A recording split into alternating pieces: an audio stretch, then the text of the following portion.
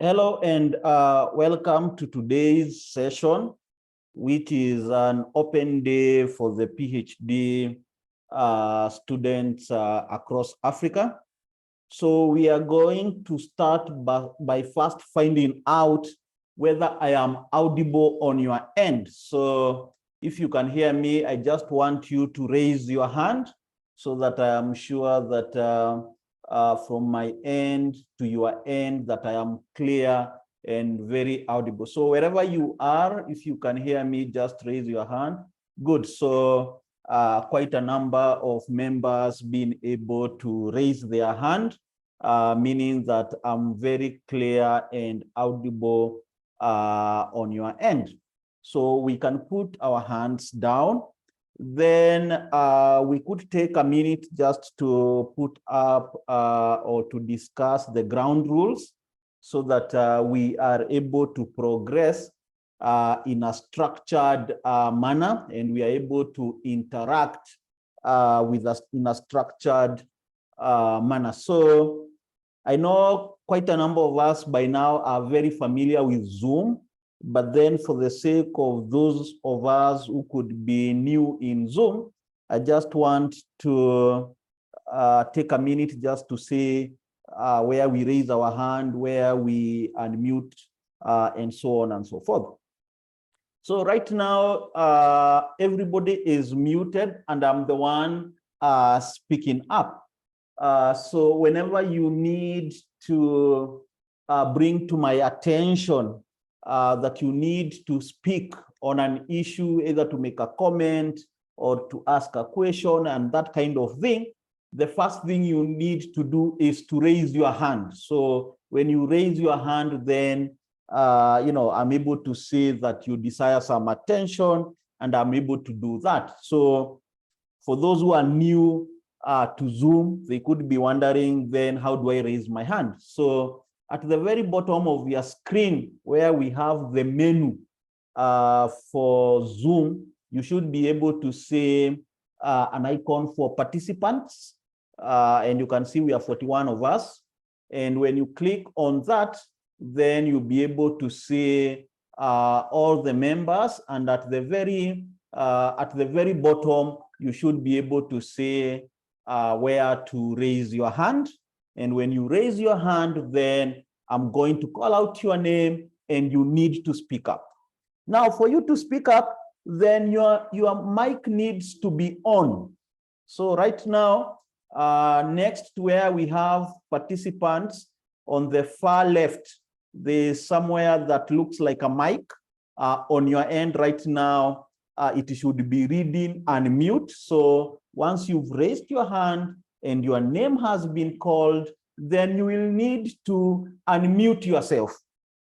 And when you unmute yourself, then you can speak up and everybody will be able to hear essentially what it is that you are saying. So that's how to raise your hand and that's how to unmute yourself. Then next to participants, we have the chat function.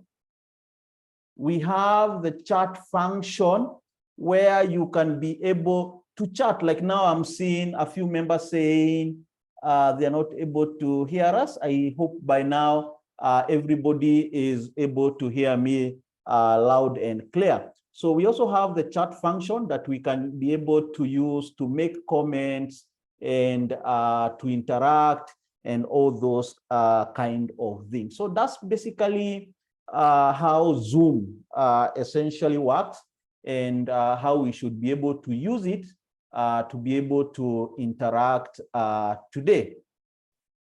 Good. So welcome to this session that has been prepared by the African Online School of Applied Research Skills, and our YouTube channel is there, our contact is there, and so on and so forth. And we should just get right to it. So today is an open day, and we shall be able shortly to know what we are going to discuss in this open day, what is the agenda for the open day, and what is the way forward.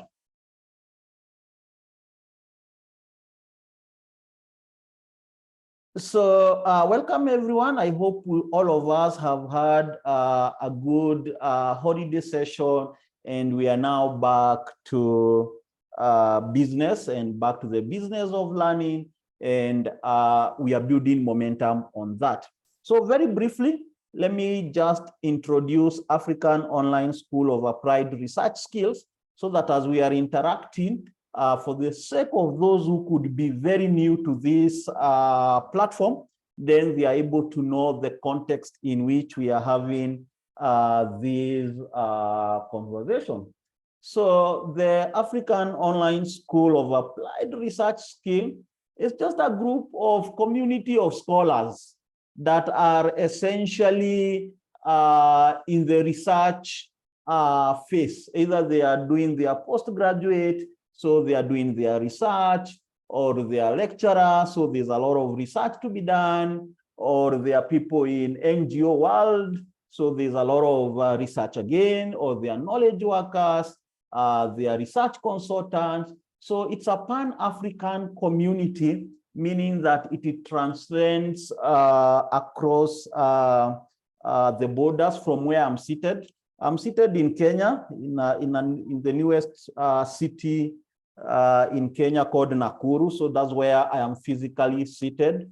But then we are saying it's a Pan-African community that enables us to interact across Africa. So we now have about 20 plus nationalities across Africa. And then we have a few people from the US and a few from the UK. And I think a few from India that have been able to join the various platforms. Now, let's discuss this thing that we are saying practical research skills. Because essentially, our authors want to train or to capacity build or to discuss on practical research skills. And I need to really emphasize on what we mean by practicality, and we'll be able to see that as we move forward.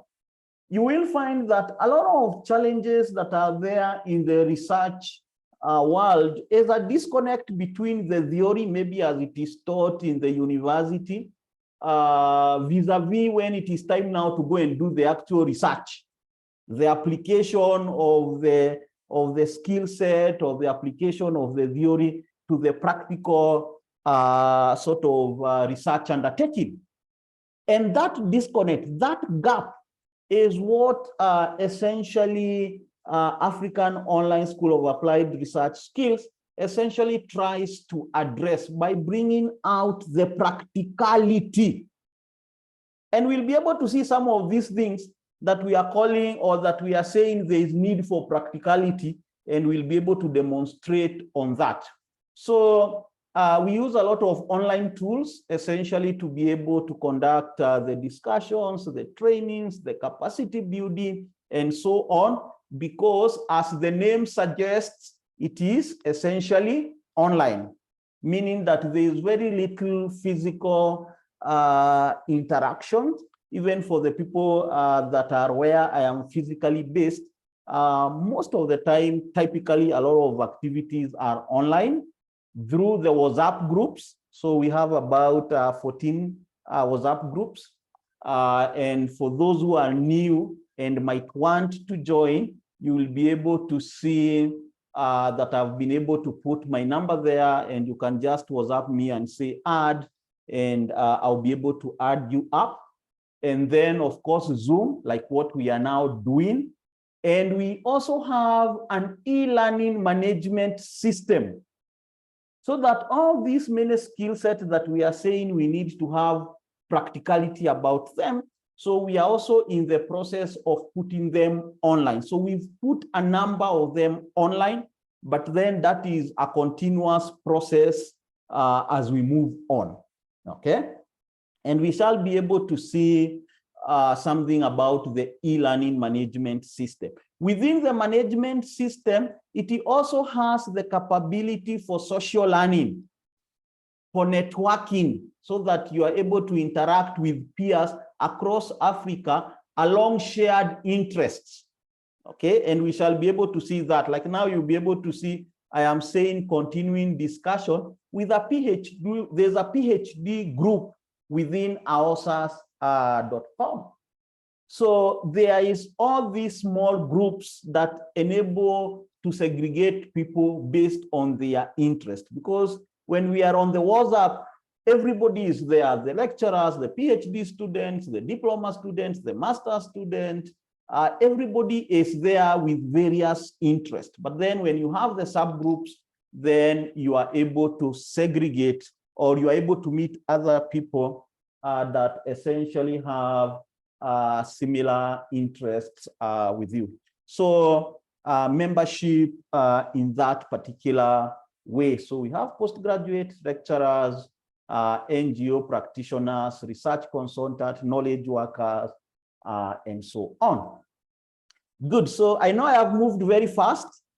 This was just a by the way, so we just needed to get it out of the way so that now we can go a little bit slower as we discuss the issues of the day. So what's the agenda? What is this thing we are calling an open day? And why is it open? Okay, what is it that we need to discuss in this open day? So we want to be able to see what are some of the challenges. We want to discuss some of the challenges that the PhD students are encountering in their studies, and with a focus on the research work. Okay, so why do we want to focus on the research work specifically? You will find that a lot of challenges that are there, it's not on the coursework. A lot of students, when they go to do the coursework for their PhD, whether it is in strategic marketing, strategic management, or it is in marketing, or it is in finance, or education, or whatever the subject, most of the time, the coursework is not a challenge. Because again, some of the students doing the PhD are already working in those fields. So they already know, they know a lot of content. So some of the concept being taught in class, it is not something new to them. They've been in the field, they've worked for 10, 15, 20 years. So this is someone who has been doing marketing, for example, for 10, 15 years. So he has gone back to class to get the doctorate. So when you are teaching them the content of marketing or strategic management or finance, most of the content is not very new to them, and they can be able to get the coursework. The challenge emerges once the coursework is done and you have a string of A's for the units that you've done, a few B's, and maybe an occasional C, right? In the units that you've undertaken, and the coursework is done and dusted maybe within an year. But then when now it comes to doing the research, go and undertake a research in your field or in your discipline of interest. That's where the challenges emerge. That's where now students are taking 2 years, 3 years, 4 years, 5 years, and sometimes even dropping out. So the challenge is not on the coursework, the challenge is on the dissertation writing phase. And that's why one of the agenda is being able to really focus on that small component of the PhD studies that is the most problematic in the entire sort of the program.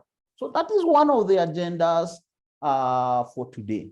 And then the other agenda would be, so once we've discussed this problem, so what are we going to do about them? What are some of the solutions available to us? If we are saying in these AOSAs, we are saying that we are so many of us, we are 14 WhatsApp groups. Some of you have already created their profiles on the e-learning system. I think by now we are about maybe 600 or 700 people that have already created their profile. So this is a big community. When you compare, when you add up what is on the WhatsApp and what is on the already enrolled to ours, it's a big community. So how do we leverage the skill set that we already have amongst us? Maybe what you are struggling with is what somebody else is an expert in, and that person is with us. But then you have no way of tapping that skill set, right? How do we leverage on technology? Like now you've said we have the e-learning system, because you will find that a lot of time, the PhD candidate is fairly very busy with work, with family, with church, with business, with so many other things that are occupying their time and demanding their attention. So if we have an e-learning system, how are we able to utilize it to mitigate some of those challenges that we shall be able to uncover, so that you also don't become a statistic? You also don't become, when people are saying people who dropped from their course, you are also not counted as part of that statistic. When articles are being written and we say people are taking 5 years, are taking 6 years, are taking 7 years, are taking 8 years, they are still struggling to write this thing called as a dissertation. We don't want you to be part of that statistic. So one of the other agenda, apart from finding out what are the problems, we shall also ask ourselves, what are some of the solutions at our disposal, essentially to be able to mitigate the challenges that we'll be able to have uncovered. Good. So let's discuss the challenges. Let's contextualize. What are the issues?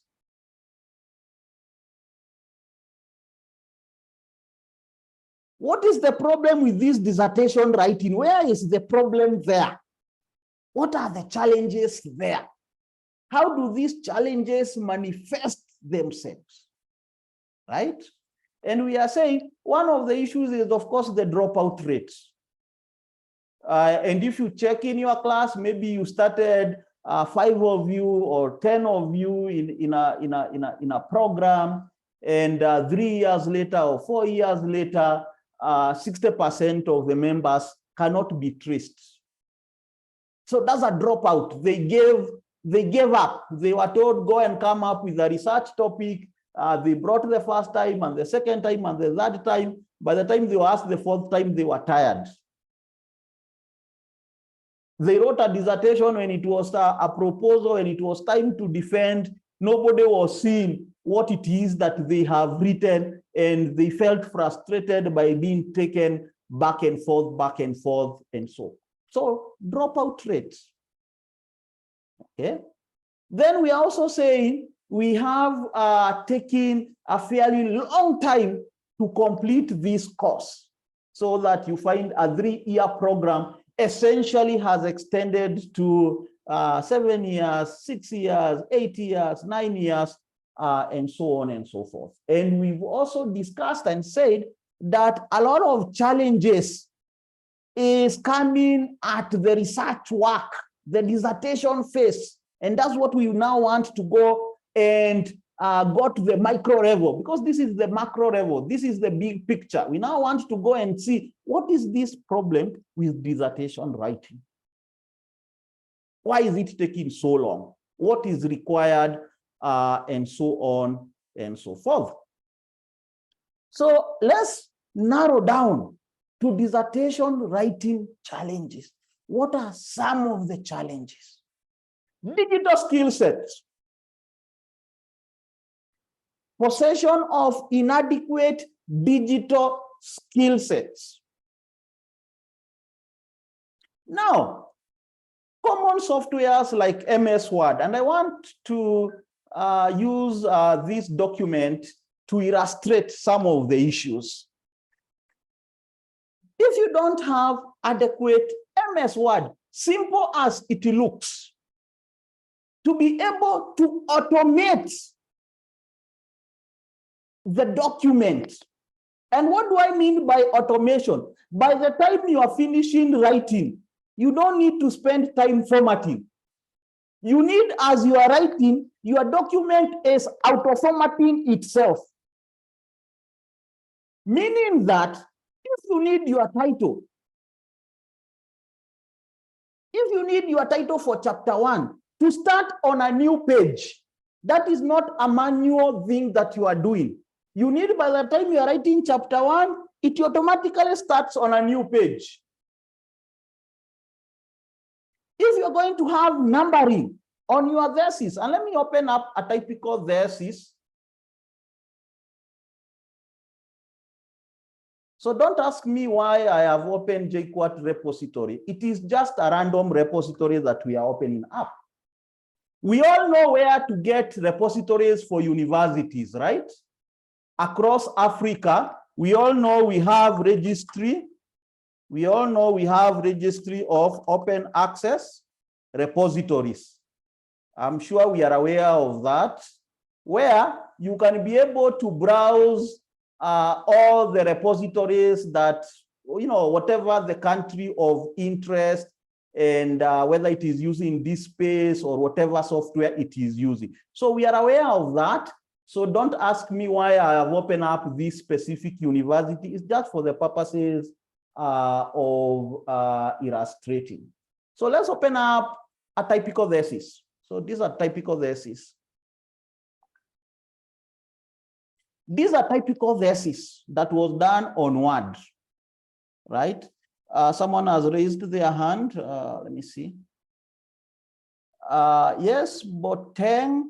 And please forgive me if I don't pronounce your name the way it is pronounced in your home country, because of this Pan-African environment. I may not be able to pronounce it well, maybe with the intonation as it is done in your country. So don't take offense on that.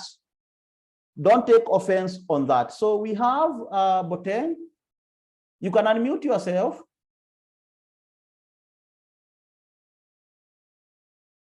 Are you able to unmute yourself?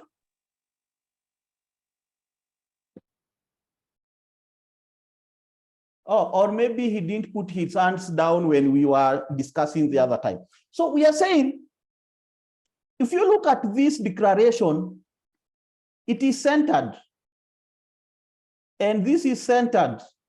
And this is centered. So these are things you can automate such that you can be able to tell MS Word by default that when I do a heading 1, this is a heading 1. When I do a heading 1, start on a new page, put it Times Roman, put it font 12, put it bold, put it centered.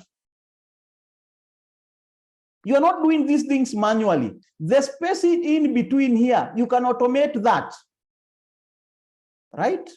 The fact that this one is justified and it is 1.5, you can automate that, right? So these are the things that we are saying. This table of content, you are auto-generating it. You're not manually generating this table. And you can control whether you want to see heading 1 or you want to see heading 3s and so on. These are things that you should be able to do on a blank Word document, so that when you are writing, everything is falling into place. The citations are falling into place because you are using a software, right? If you needed, you've been told you need 1.5 or you need double space or you need it to be justified. As you are writing, your document is being formatted appropriately. So we are saying, if you possess, and I want to demonstrate with this Word document. So this is a book that I have written. I just want to demonstrate just a few things as we move on. If you look at my title, of course, you ask because it's a thesis, it's not going to have the colors, but mine, because it is a book and I wanted some aesthetic value, I've been able to put the colors.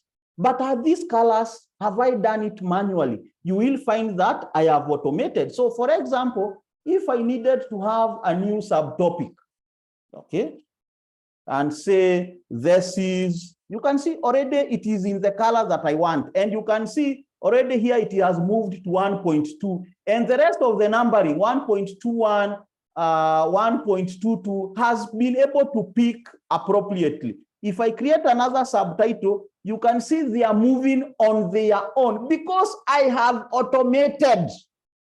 But if you write it manually, if I had come here and put it manually, and then I put my subtitle, and then I need to move my content, it becomes difficult. You lose productivity. We are already saying this PhD candidate is already squeezed for time. The PhD candidate doesn't have time because of work, because of family, because of business, because of church, and so on. So they need to increase their productivity. And you do that by just simply having adequate digital skill set, like what I am saying now, that you can automate your word. So that as you are working, you are able to save on time. You're not going to sit down and start formatting again. As you are writing, your document is formatted. It is formatting itself. If you need to move sections, and I want to show you some of these things so that you're able to see how easy it becomes. Okay, so let's go to the navigation pane. So this is a navigation pane. Let's assume we had these types of linear regression, which is 1.3. Again, if you've not automated here, you cannot easily navigate through your document. You see, for me, I can easily navigate through my document to where I want to go. So if you are manually scrolling and you are a PhD candidate and you have a document with 150 pages, 180 pages, 200 pages, and you are manually scrolling, then you're wasting a lot of time, which is time that you already don't have. So if we were moving this section, let's assume we wanted it to start up as 1.2. I can be able to drag and drop. And you can see it has moved up. It is now 1.2, and the rest of the numbering have picked up appropriately. So we are saying that we need to have adequate digital skill sets. And this adequate, it means that you already know. It's not that you don't know about Word. You already know about Word, about MS Word.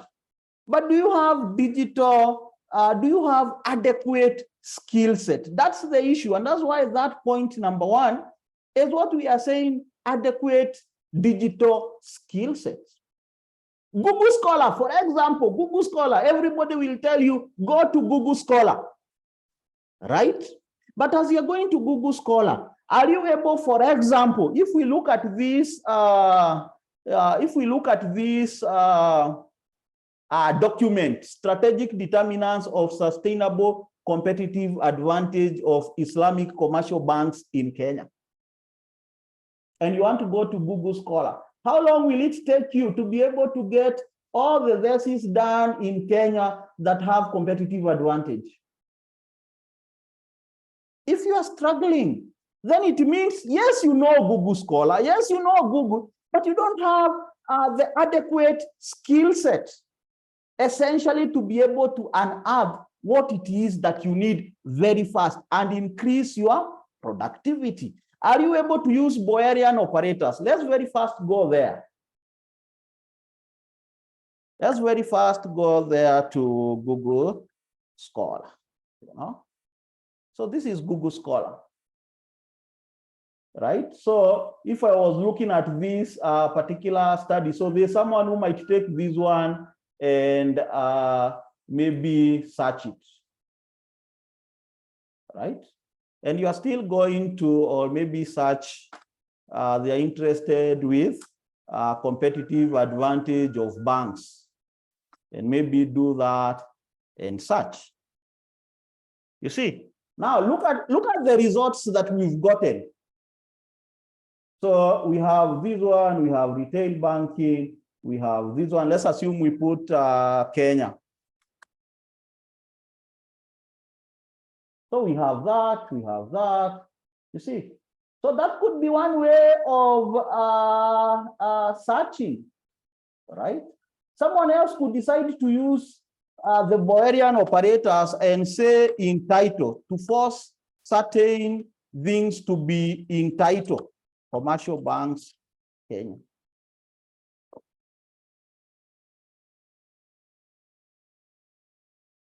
So will this make a difference? What do we think? Now, let's do a search like this on the normal Google.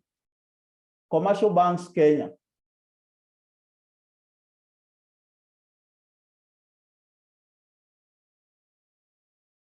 Look at that. Look at, and we could even do competitive advantage.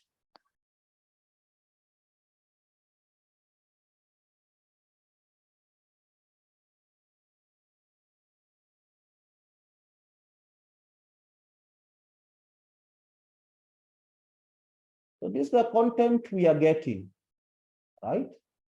Sometimes when we use these Boolean operators, where we can specify our search terms, where do we want? Sometimes we want them in the title. Sometimes we want a document with this word and this other word within the body of the content. So if you're not able to do those kind of gymnastics in terms of searching for content, then you find, yes, you know, there is Google. Yes, you know, there is Google Scholar. Yes, you know, there's this other thing. But then the adequacy of the skill set sometimes lets you down. So that becomes a challenge. Then number two, low adoption or knowledge on a variety of research softwares and tools, stroke tools.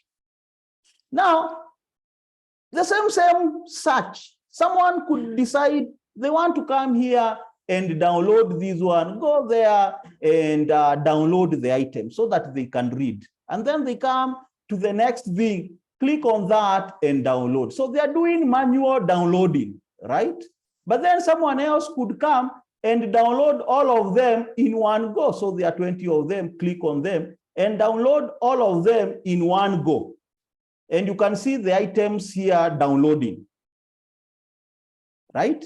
Meaning that if now, for example, let me just do a drastic example. I just hope it's not going to interfere with my internet connectivity. Someone could come and mass download. So these are 355 PDFs and click on them and download all of them, for example.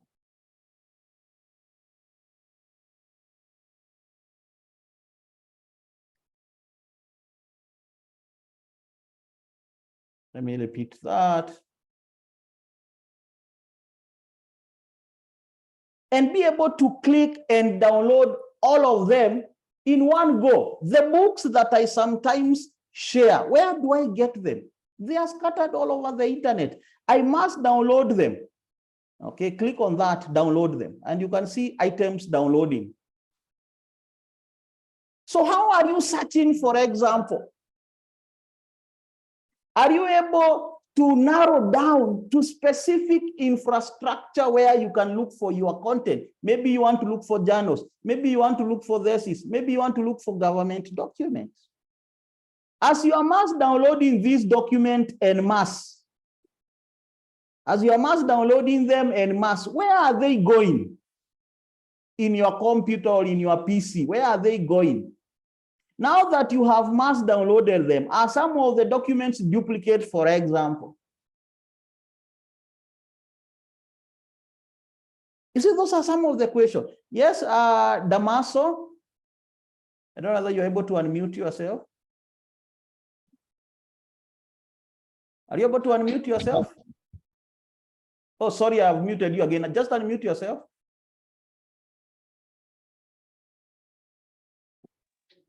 Okay, thank you so much and good afternoon. Afternoon to you. Sure, I just missed a point on how you downloaded the mass downloading. Maybe if you could just repeat the process slowly. Good. So we are saying, now remember, you might find that on your machine, it can't do this, what I am doing. Because again, as you are using your laptop, has it been custom made for, has it been configured for research? Remember tools. Tools is a key thing. What tools do you have to do your research? Okay, so you will find, for example, let me do a Boerian search, right, for these commercial banks, right? So let me do commercial banks.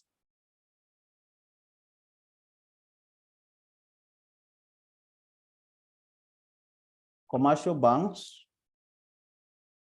I just want to illustrate that very fast. That mass downloading you're asking me.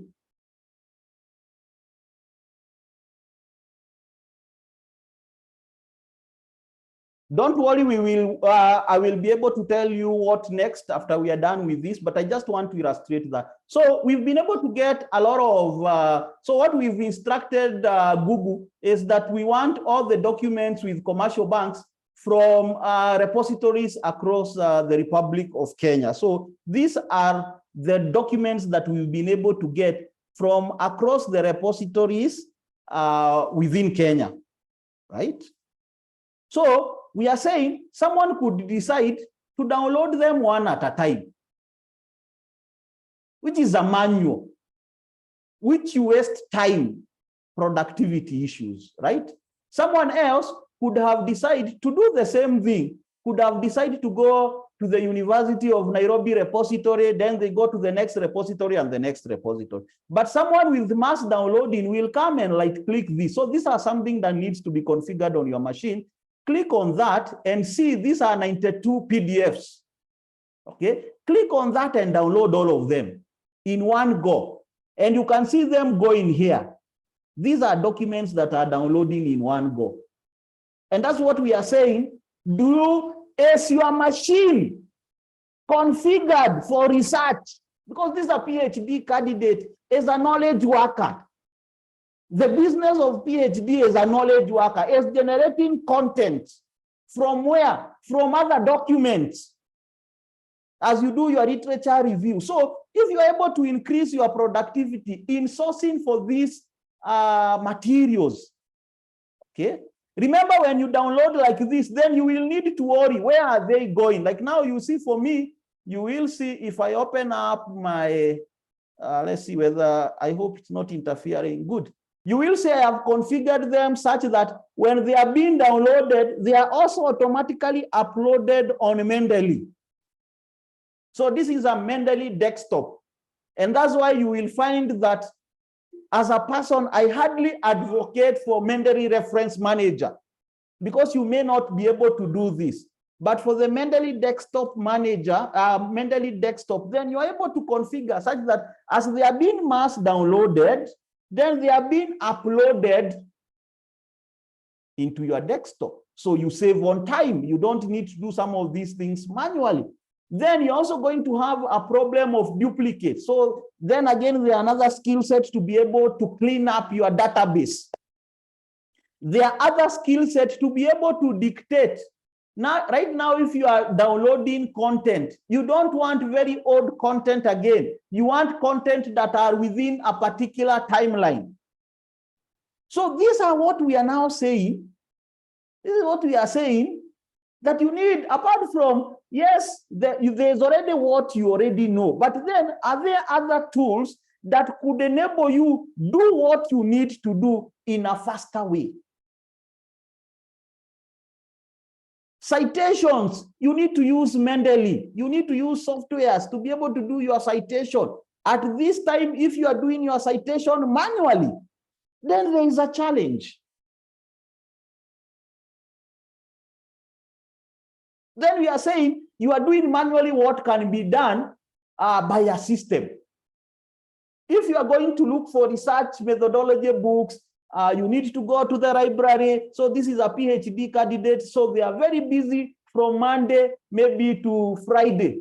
and some of you to Saturday. So they are coming from work at midday on Saturday, and they need to rush to the university library. By the time they get there, they just have 2 or 3 hours before the library closes down. But then there are so many books. There are so many research methodology books on the internet, somewhere on the internet, that now comes up. What is your digital skill set? Which tools are you using? Inadequate research skills and strategies, the ability to see the big picture, because the big picture has dictates a lot of things. Let's look at this. This is, for example, strategic determinants of sustainable competitive advantage of Islamic commercial banks in Kenya. So that is what these candidates essentially wants to examine. Now, where does strategy come in? When I look at this topic, what do I see? What thrust of argument do I need to establish so that my statement of the problem comes out very clearly? Now, let me give you several scenarios. One candidate could look at this topic and decide what they want to establish or what they want to demonstrate is that there is a research gap. Therefore, if that is the mindset of this particular researcher, what will they do? They will try to unearth other documents that have looked at commercial advantage, either within the context of banks or within other sectors, either in Kenya or out there, and be able to demonstrate how are those studies different from what this candidate wants to do, right? And then they could bring out methodological gaps, contextual gaps, and so on. So that could be candidate A, right? And because they need to establish research gaps, so that's what they feel they need to put in their statement of the problem. So they will be primarily looking at theses and journal articles. So that could be candidate A. Candidate B could decide, okay, for me to demonstrate there is a problem, I need to look at these Islamic commercial banks and be able to see whether I can get certain performance indicators on the ground, maybe in respect to their market share, or in respect to their financial performance, or in respect to customer satisfaction, and so on and so forth.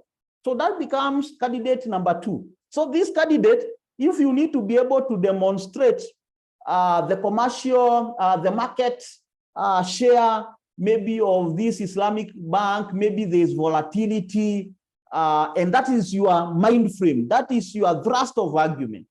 So it means that this person, if that's what they want to do, it means that they're not looking for maybe that information in the journals and the thesis.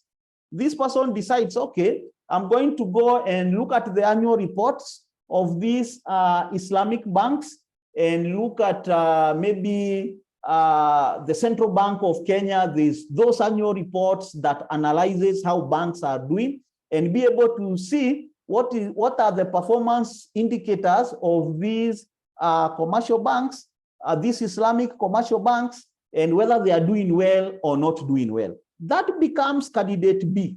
This candidate A and candidate B are already going in different trajectories in respect to what they are going to write for their statement of the problem.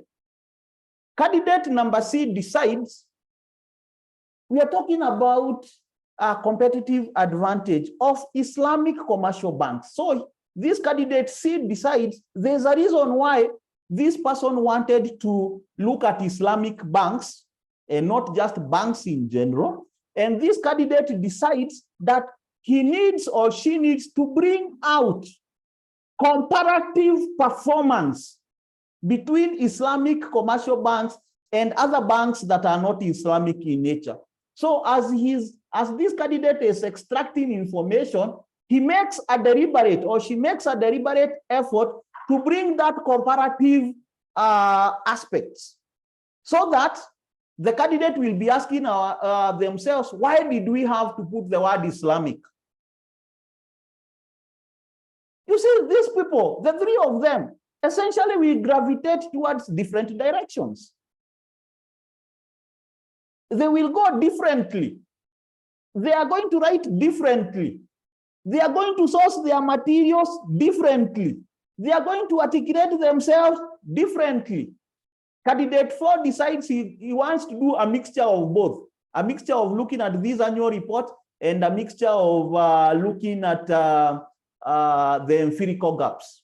Candidate D decides is going to do a theoretical argument on why we need certain aspects to drive competitive advantage. So they do a theoretical argument on how whatever determinants are important in driving commercial advantage. All these candidates will go in different directions. And that's what we are saying. What is your strategy? As you look at this topic, what is your strategy? Because how you see it will dictate so many things. The person who feels it is an issue of gap only essentially has already started looking for journals and theses and so on. The person who feels that I need to be able to demonstrate that Islamic banks, in terms of market performance, in terms of customer numbers, in terms of non-performing loans, in terms of whatever, I need to demonstrate they are not doing so well. This person is already starting to look at the annual reports. The person who feels they need to bring that comparative aspect between Islamic commercial banks and the non-Islamic banks, they feel that that is the thrust of the argument. Then this other person has a bigger task of being able to say, okay, the Islamic banks, this is how they are performing, but when you compare them with these other banks, then there is this discrepancy or there are these differences and so on. These people will go in a totally different direction. So what is your strategy? And are you able to articulate? Because I keep on saying this, some of these things are very argumentative. If English is failing you, then there's a challenge. If you can't defend your position, there's a challenge. If you don't have that big view, there's a challenge. If it is inadequate, there is a challenge. So we could see what this candidate did. Let's go to the statement of the problem of this candidate, and we see what the candidate did. So the aim of strategy, blah, blah, blah. So this is a theoretical argument. So this is a theoretical argument, right? Up to there. So this is a review of a study that someone said wherever, that's okay. Then look at this. So there is a global, and then the person has been able to look at the annual reports and be able to say this bank is doing not as good net pledging by nearly half, and this person, this other bank reporting a slower growth and so on. So these are the performance indicators of these banks, how they are performing on the ground, right? And then there's a theoretical argument on what the customers want. And then now at this particular point, the candidate is now going to establish issues of gaps. So he has started reviewing other studies that looked at issues of competitiveness vis-a-vis the banks and so on.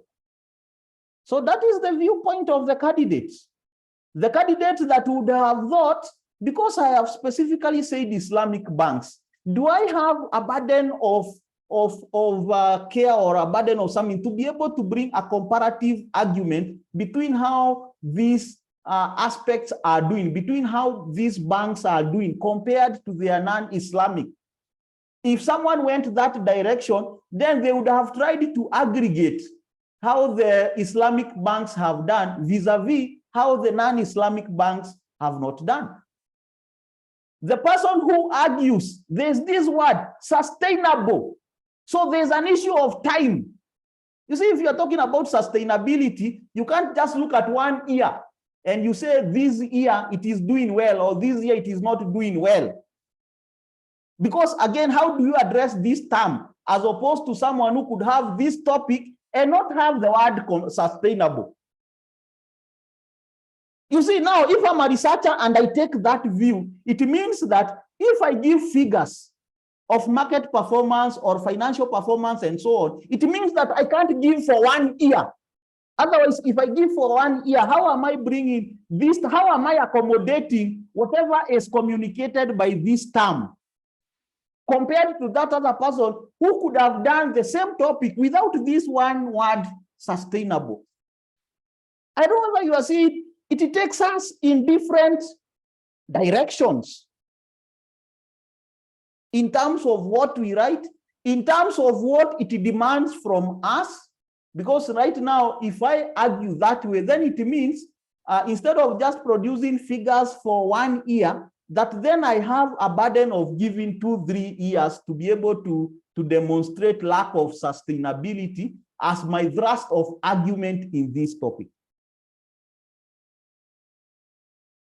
That other person who feels this word Islamic is restraining this particular candidate to bring a comparative aspect between the Islamic and the non-Islamic. So what is your action? You see, that's what we are saying. Good. I think I'm seeing a few hands up. Yes, Damaso, I don't know whether you're able to unmute yourself.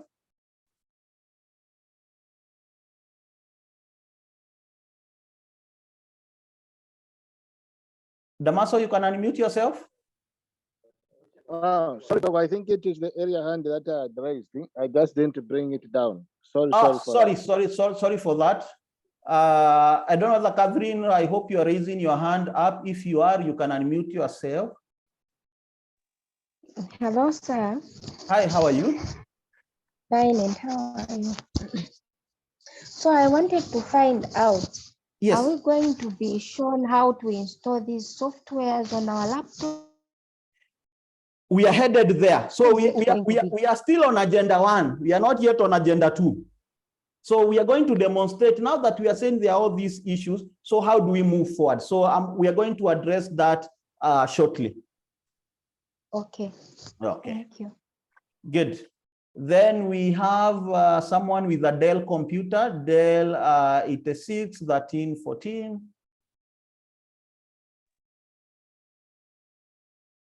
Are you able to unmute yourself?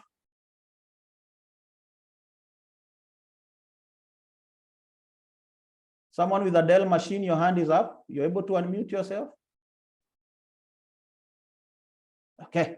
So let's go on. I know there are people who have put on the chat. Don't worry, I'm going to address them. Good. Go on.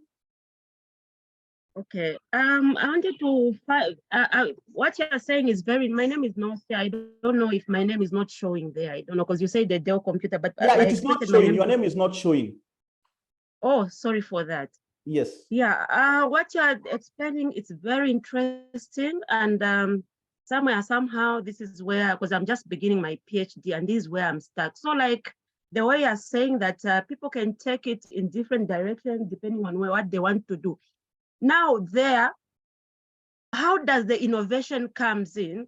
Because the challenge is that you can take in that direction and then they're telling you that all the information is already there. There's no innovation. There's nothing really new. Almost everything has been done. So like the way you are explaining there, people taking in different direction. How do you come up with the innovation so that even as you present your topic, even to your supervisor, or you want people to consider your topic to be a PhD, a topic for a PhD, because sometimes they'll tell you this topic is not for a PhD candidate. So the issue of innovation is a bit hard for me, because you find that when you come up with a topic, you feel like everything has been done already. So what is new about this thing? Because most people say that if you are doing a PhD, there should be new knowledge which is not there, which you are adding to the body of knowledge. So I just needed a clarification on those 4 directions which people would take. Now, where does the innovation, the new knowledge comes in? Thank you. Okay. So thank you for that. My take would be, I would go back to this thing I'm saying. What is your thrust of the argument? For this reason, we've seen same topic that we have come up with hypothetical 4 studies that could go in different directions based on what they are arguing. What does it mean? It means that someone else could have done this particular topic, but their thrust of argument is different.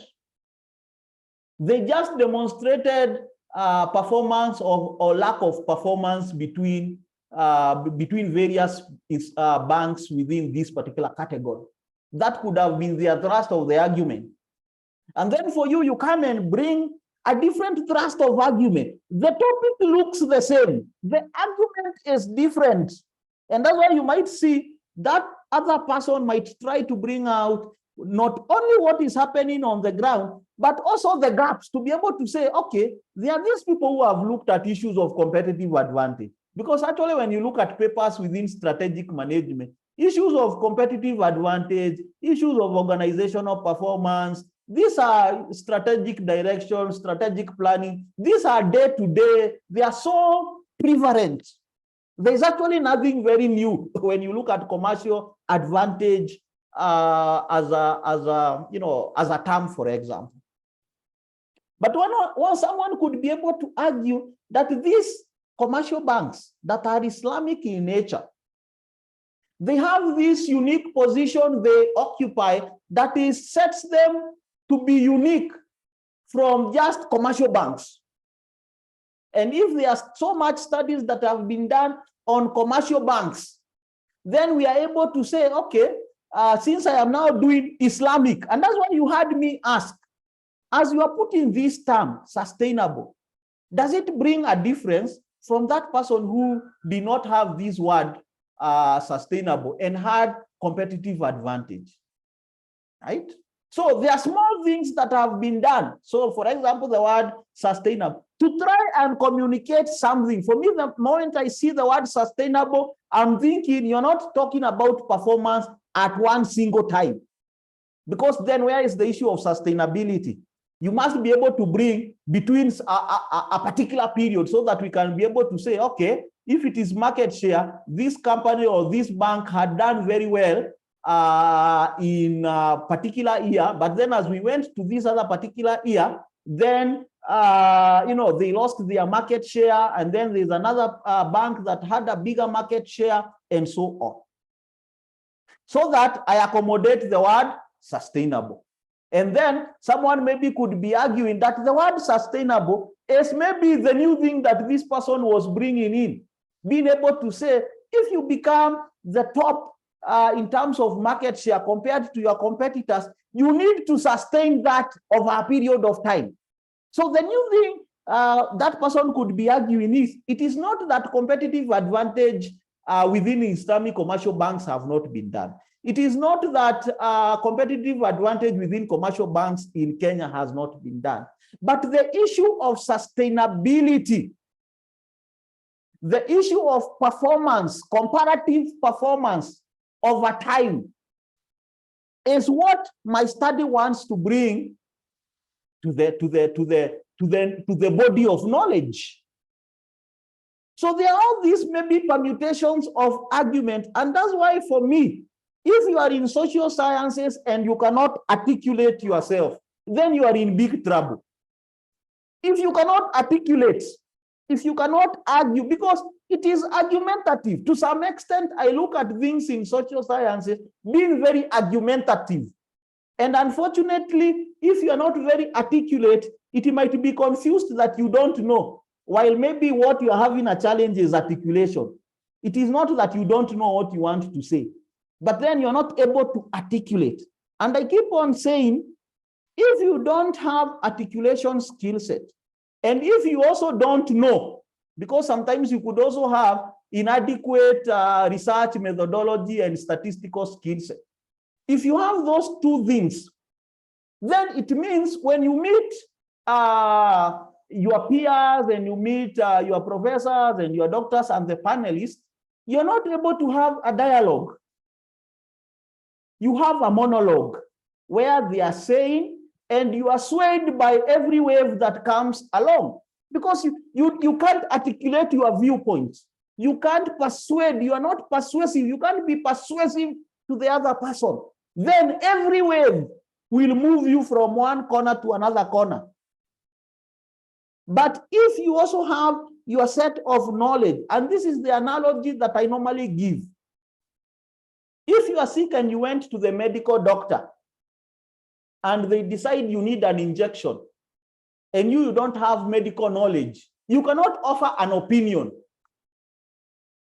because you don't have your own independent knowledge apart from what the doctor has. So you cannot argue with them. You cannot offer an opinion.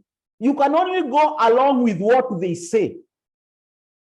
But if you meet your colleague and you are in the same workplace and they recommend option A, and you also have your own independent knowledge, you see, you can now dialogue. It can't be a monologue. With the doctor, you're only going to have a monologue. It is information asymmetry. They hold all the information and you have nothing. But when you are interacting with your colleague, it can't be a monologue. It's going to be a dialogue. They are proposing option A, and you also have your own experience and your own knowledge, and you can be able to counter argue. You can be able to have a dialogue. And I keep on saying, the researcher that to some extent is in a monologue situation, either because they don't know. For example, you're not good in statistics. So when someone puts a statistical argument and you don't know, then you can only agree with what they are saying, because you can't risk arguing with them and you don't know. If your English is failing you, the articulation, maybe for whatever the reason, then you fail or you are challenged, not necessarily because you don't know, but because you're not able to persuade the other person. Remember, some of the defenses, you might find that even people maybe, some of the panelists maybe have not read your thesis. They are just reacting to what you are presenting. Then you're not able to articulate yourself. Then they ask you counter questions. You're not able to articulate your position and your viewpoints. You're not able to make them see what it is that you want to communicate. Then you are swayed whichever way it goes. Good. Then we are saying inadequate writing and content mining skill sets.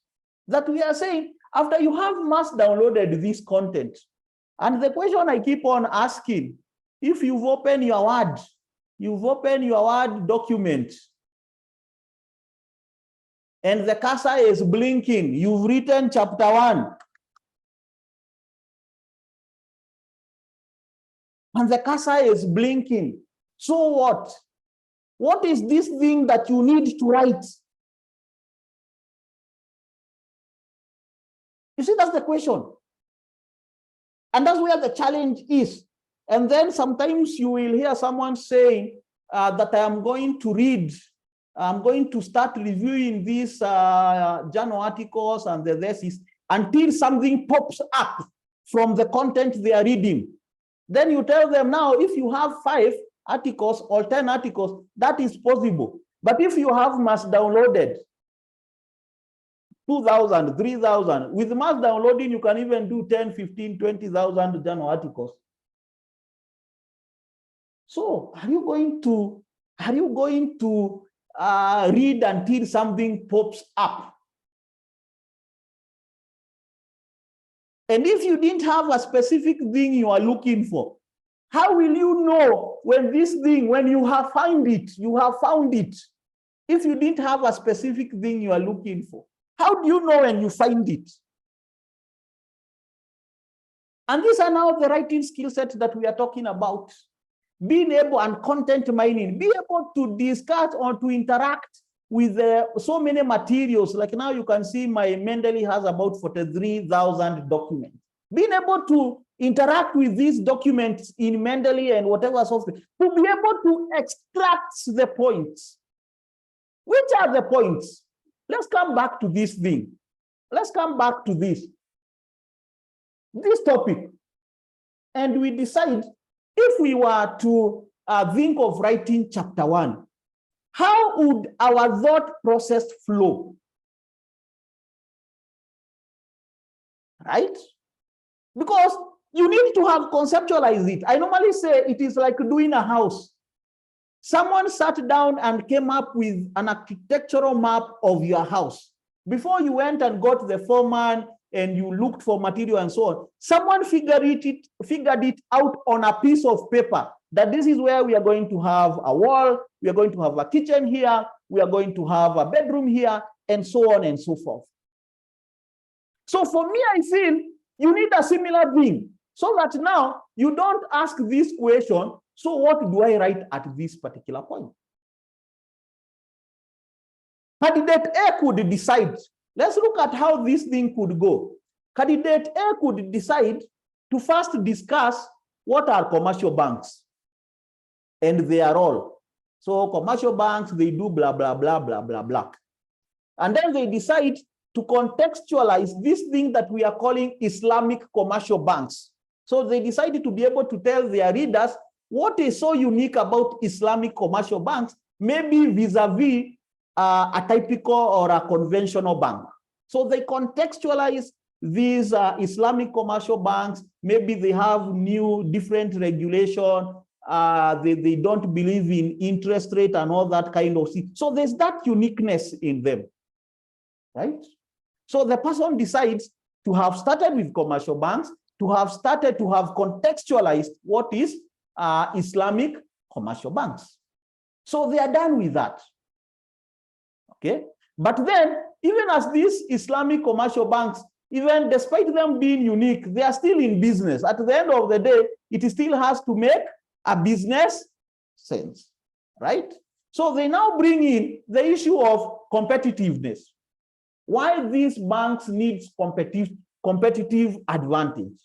The person decides to be able to demonstrate.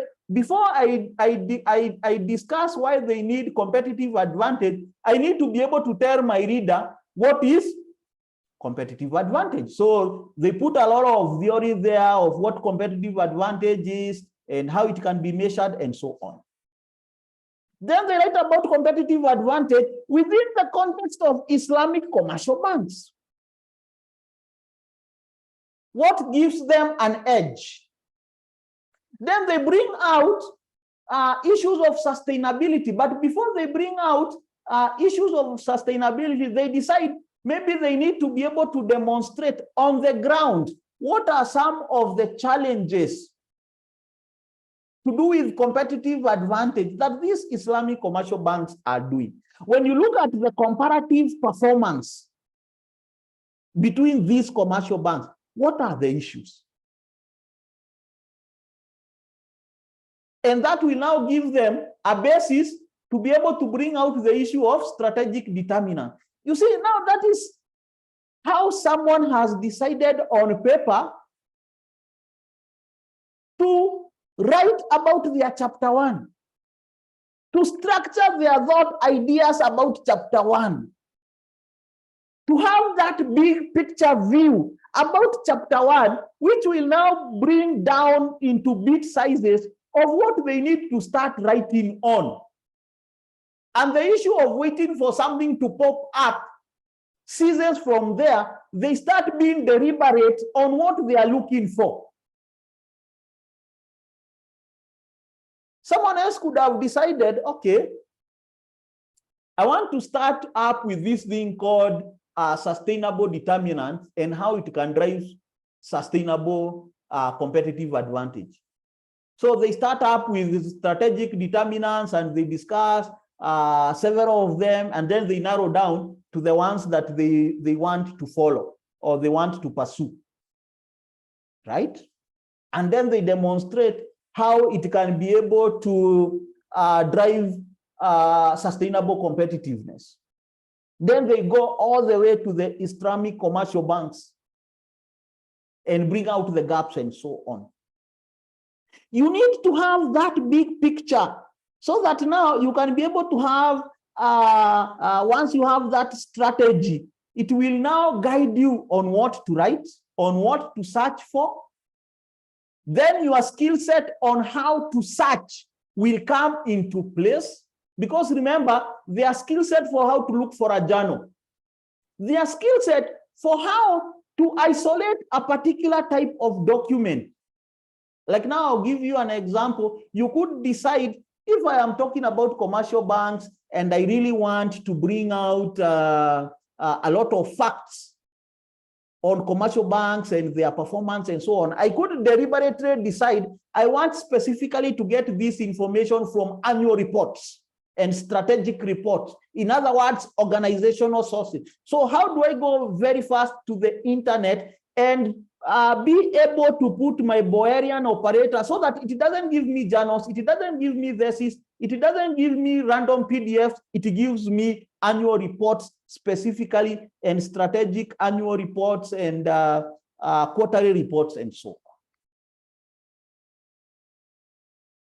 And then finally, we are also saying one of the other challenges, let's project this.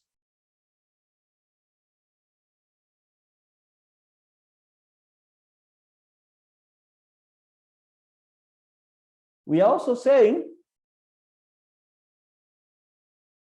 that the other challenge is inadequate grasp of research method and statistical concept. If you are not very good in statistics, then it means when it goes to the defense, you will have a monologue, because someone will be asking you, so why did you do Cronbach alpha? You want to be able to do your reliability. Then you say, I decided I will use Cronbach alpha. Then we ask you, so why did you decide you will use Cronbach alpha? If you have no idea, then you cannot argue out. If they tell you it is not the right thing, you cannot argue out. It is a monologue. You can be swayed one way or the other. But if you already know the depth, and I keep on saying, the things that you put there on your research methodology and on your statistics, you need to take time to really know them in depth. So that now when it is time to defend, you are able to articulate. I did Cronbach alpha because I have the multi-item scales, and I want to be able to see the issue of consistency across these multi-item. That's why I did my Cronbach alpha. Then we ask you if it failed. What do you do? Then you are able to articulate that. You cannot critique the studies. You cannot do this methodological gap. You cannot do this criticism of other studies if you don't have your own independent knowledge. For example, on research methodology, you cannot critique what they have used. If they have used a particular statistical procedure and you don't have your own independent knowledge, then you will not be in a position to critique the choices that they have made within the context in which they are doing their study. You cannot do that because you don't have your own independent knowledge. So the works that you are interacting with them, you cannot critique them. All you will be doing is summarizing and paraphrasing, but you are not able to interact with them if you don't have your own independent knowledge, so that you're able to see they have taken this research design. You look at the studies that they are doing, the topic, the objectives, then you're able to see, is this an appropriate research design, for example? You look at the philosophy, the research philosophy they have said they will sort of pursue or adopt in their study. You look at this research design, is it in tandem with the philosophy they've said? But if you don't have your own independent knowledge, you don't know how many the other research designs that are available. You don't know the other research philosophies that are available. You don't know why the linear regression is being done, why the moderation is being done. Then you cannot critique. You can't. So these are some of the challenges that we are saying are there. So now the other question that we now need to be able to ask ourselves is, so if we have these challenges,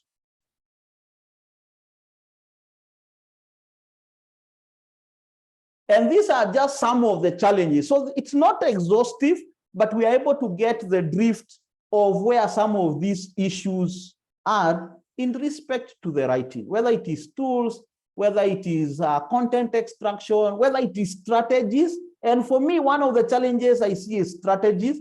From the strategy is an issue. Digital skill set is a big issue, so that you find someone is struggling, not because they don't know, but the digital skill set is letting them down. They need to do a 50,000 word count PhD document, but they are typing with one finger. It's going to take them forever. It has no option than taking them for forever if they are going to type with one finger. They've written somewhere on a foolscap. Then they need to take this foolscap in a cyber cafe so that now it is typed. Then productivity is very low. Productivity is very low. For some of these disciplines, you might find that you may not even need to go to the library, because there's quite a lot of materials online. So the digital skills. So what is the solution? And that's where we want to be able to say. And I want to talk about the AOSAS e-learning and networking, because we've said, yes, those are the problems. Yes, you are all alone, because the PhD candidate is all alone in their own house.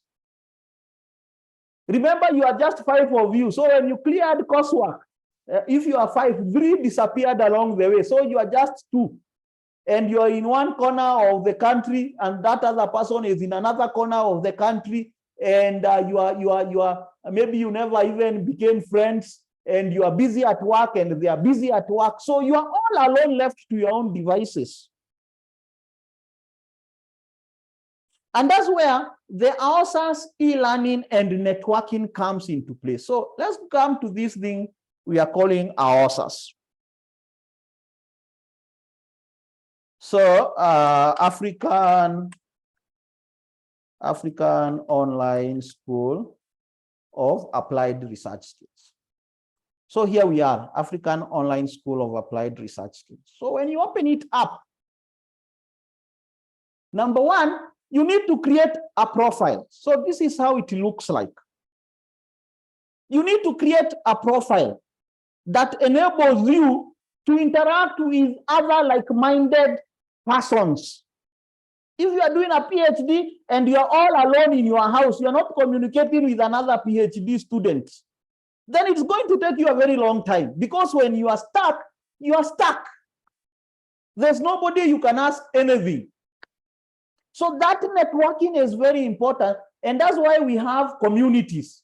Now, let me demonstrate how it works, and then we shall come to all these skill sets. How do we access them? So let's first address networking. We have communities, and in communities, you can see activities. Activities is what all of us do. That is what we are calling activities. So all the diploma students, the masters, the PhD, and so on, whatever they do on the system is called activities.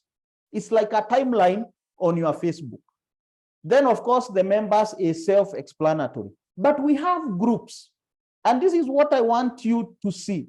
The groups enables us to form sub-communities, so that if we are, let's say, 1,000 of us, but it is only 200 that are our PhD students, then these 200 can be in their own group. It is like the way we are in a, all of us are in a school, but then there's this class and there's that other class, but all of us belong to this community called University X. But once we are in University X, there's what is common across all of us, and that is activities. But then there is the School of Business, there's what is common to them that is different from the School of Medicine, and that is the groups. So let's log in. So the first thing is you click login. So there's login here. and you click on it. So if you have not registered, then you need to click on register and populate your details. So it will ask you all those many details that you need to populate. So it is self-explanatory. But I want us to log in so that we can see this group for PhD, which is where all of us needs to be.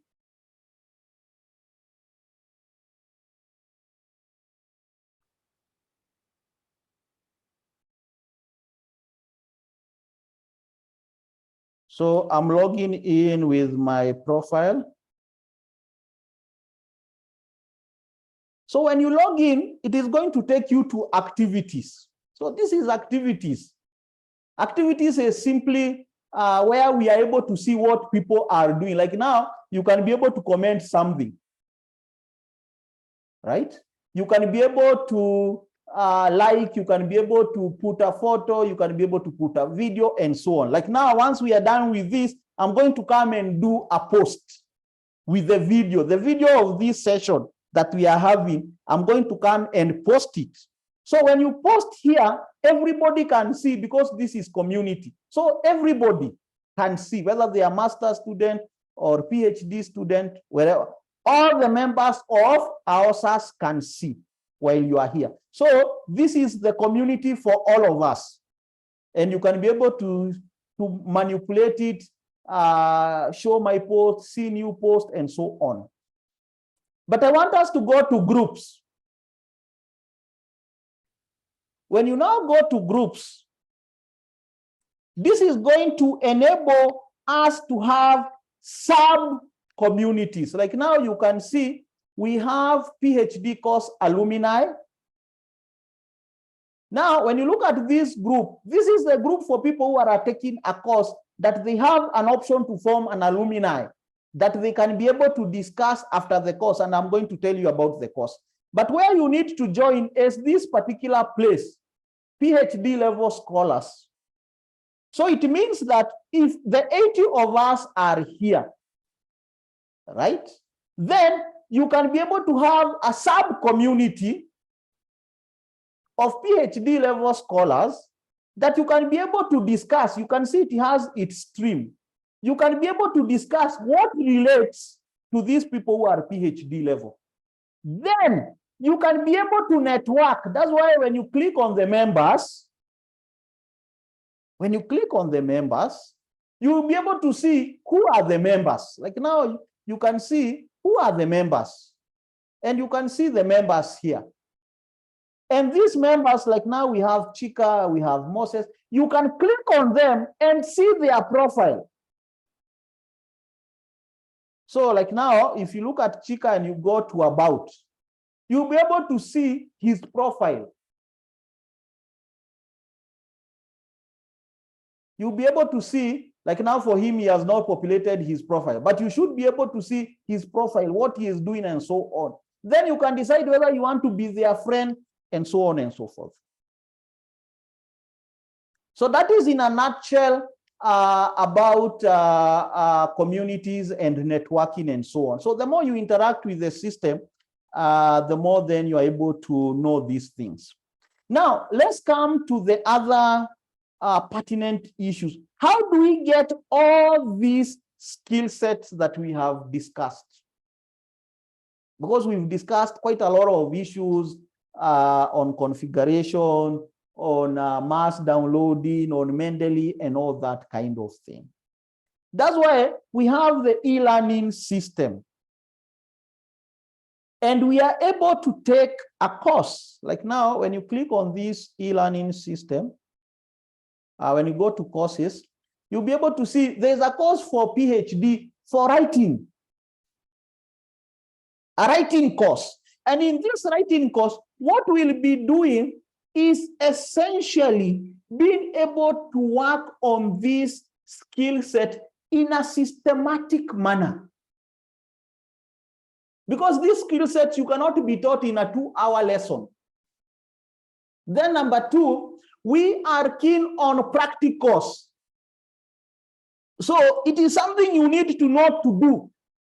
You need to know how to download. You need to know how to mass download. You need to know how to clean up your database. You need to know, as you are mass downloading, to be able to factor in the issue of the year, so that you're not just downloading things from all over, but things that are able to be constrained to a particular range of years. Let's say in the last 2 years, or in the last 3 years, or in the last 4 years. You need to download content that is information rich. Remember, you could download content that is just junk. It's not helping you to your course. You need to know how to extract the content. Once you have mass downloaded, the materials, right? And you mass downloaded them in bulk. They are not materials that you can be able to read them word by word. You need to be able to use a software to extract specific fragments of ideas. So, for example, you are looking at definition of competitive advantage. So, from these 43,000 documents that I have, how do I extract that? Very fast. So that is what the course is all about. So if you come here, let's go to all courses.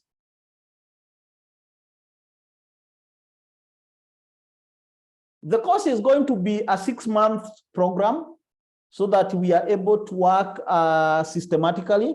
And the way it's going to operate is that because we have the e-learning, is that essentially there are courses that you are able to take on your own, or there are lessons that you're able to take on your own. And then when we meet for a session like this, for these 2 hours, for example, you have already been exposed to the content. You've already taken your 1 week or your 2 weeks to go through the content on the e-learning system. So there's this particular course. You've already been exposed to the content, so that when we now meet, we are supposed to be able to have questions and answer. We are supposed to be able to figure out where there were challenges. We are supposed to be able to share experiences. Remember, we also want to cultivate a culture of social learning. We don't want a culture of where it is just one person telling people you should do this. We also want to be able to see or to hear, what are the researchers in Ghana doing? What are the researchers in Malawi doing? What tools are they using? What tools are being used? We need to be able to share amongst ourselves, because iron sharpens iron. Yes, there's what I know up to a particular point. I may not know everything. So iron sharpens, I give you what you know, what you don't know, then you are able to give me what I also don't know, and cumulatively, we get better at it. So we have this particular course, okay, that you can be able to enroll. So far, I have already populated the 2 modules. So the content is already there for the 2 modules, which is the Mendeley reference, Mendeley desktop utilization. The other modules will keep on being loaded as we go. Already we had a cohort that we started last year, so we are still going on with them. But then we are also saying each one of us here should consider joining this particular course, okay? So the course is this much. I know it is January, so it's a little bit hectic for everybody. And that's why you will see I have been able to give you a discount. I've been able to give you, when you do this buying and you put a coupon, when you click on buy and you put a coupon code PhD, then the system will automatically give you a discount of 20% off this. So if you are interested, we can be able to chat. You can be able to side chat me, the ones that could be interested on the course. And then we can be able to discuss those other dynamics. So I've been able to put my number there. And the first thing that we do is to configure. You must be having a laptop. If you don't have a personal laptop that you work on, then this course may not be very beneficial because I need to configure your laptop, number one, to do the mass downloading. So you must have a laptop or a desktop that you primarily work on so that I can be able to remotely configure your laptop to be able to do the mass downloading. And then as you are now interacting with the content, your system is adequately sort of configured for the mass downloading. And then as the mass downloading is happening, the content is able to get into Mendeley. Okay. And then once you enroll into the course, right now, the system again will be able to automatically enroll you to that subgroup that we are saying PhD course alumni, where now you can interact with other people essentially who will be doing the course. So these are some of the programs that essentially we'll be having. As we progress across the year, we shall have some short courses as we progress. Right now, we are trying to bring this thing up. We want to launch it probably in February or in March. So that's occupying a lot of my time. But the training is available for all of you. My contact is there. So members who can be able to or would be interested, that would be something that we can discuss. So at this point, maybe I might want to take a question or two and maybe hear a comment before we close down the session.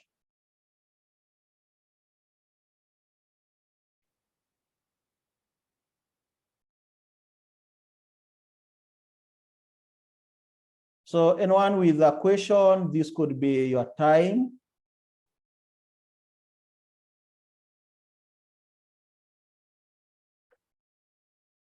I still have, good. Sorry, I didn't check through the chat.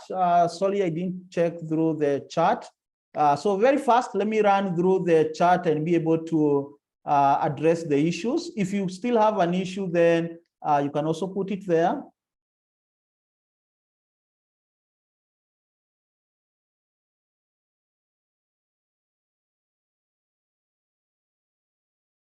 So we had Gifty asking, come again on the name of the software. I'm not very sure which software you're talking about, but the softwares we've talked about are Mendeley Desktop, Mendeley Reference Manager. We also have publish or perish software. We have mass downloading. We have letter number permutation. So they are quite a concoction of softwares and tools that we shall be able to learn in the course.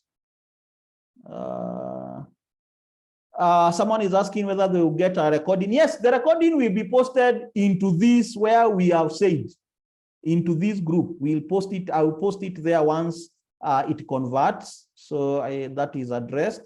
Then Robert is asking, will the class be interactive as in live teaching or video based? What we are doing on this e-learning, the content is already pre-recorded.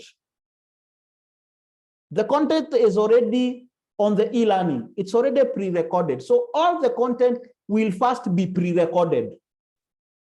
So that when we are meeting, because we want to have periodic meetings, when we are meeting to discuss, not when anybody has nothing.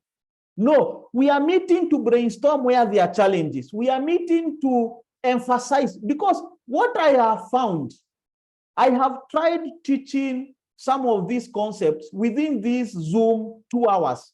And you find, if you do Mendeley within a 2-hour period, you've trained so much, you've pumped so much content within this 2 hours, such that the student now ends up being confused. So what I thought easy to do is first put all these content that you want to train on a pre-recorded. The pre-recording are short videos they are 10, 15 minutes long, because we also want to do micro teaching where we focus on one concept at a time. The reason why we are putting them 10, 15, 20 minutes at most is so that you can even watch them on your lunch break, for example, on your phone, for example. And you're able to say, okay, on my lunch break, I'm going to get a single concept, right? So that's what we are, so that now when we meet, you've already been exposed to the content, you've already done your practice, you've already rewatched the videos over and over again, you've already tried to experiment whatever is being taught and you've done, so that now when we meet, you now have a question you can ask. When we meet, you've already interacted, you have a question, you have your experience, and so on. Now, the meetings are optional,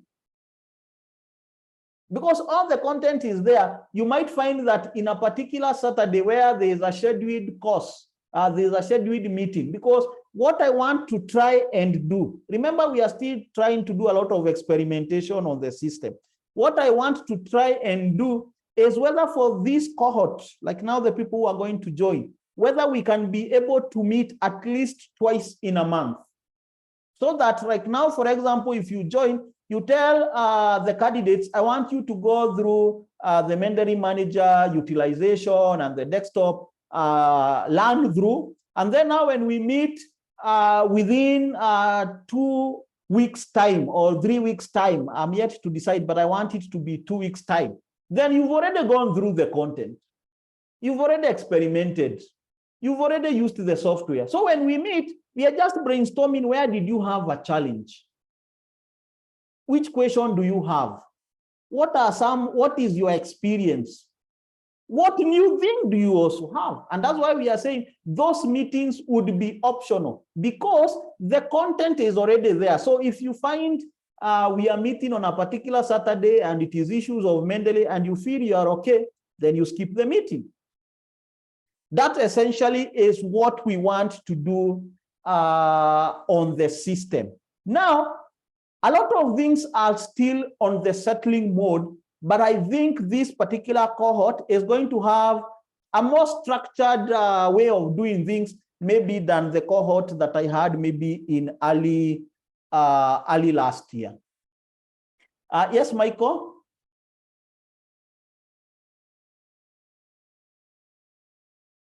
Michael, I don't know whether you're able to unmute yourself. Hello, Michael. Yeah, hello, Prof. Hello, how are you? Yeah, I'm fine by God's grace, Prof. And a blessed new year, a very blessed and happy 2023. Thank you, Prof. I should come to Ghana this year, hopefully. Yes, Prof. Prof, I wanted to say that, yes, we are every time very pleased with when we get opportunity to interact with you.